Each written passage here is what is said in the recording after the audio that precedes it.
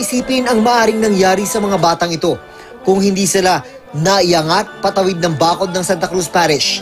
Kasama sila sa maraming naipit sa bakod ng simbahan dahil sa sobrang tulakan at balyahan ng mga deboto pagdaan ng andas ng puon ng itim na Nazareno. Ang pinakakawawa, ang mga walang kamuang-muang na bata. Nang makausap namin ng mga bata, hindi pa rin tumitigil ang kanilang pagluha. Naipit po ako. Paano ka naalis doon? Ewan ko. Wala ako naipit. Lahat ng mga tao doon kasi tinulog kami.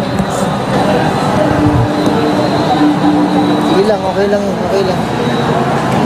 O ba'y sasama ka sa susunod na pagkakataon? Ang mga ganitong pangyayari ang naisa ng maiwasan ng mga otoridad.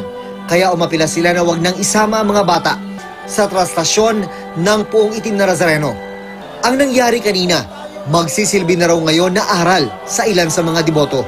Dapat hindi talaga dalhin yung mga bata dito sa ganitong prosesyon. Mahirap. Hindi lang mga bata ang nalagay sa peligro. May mga matatanda rin.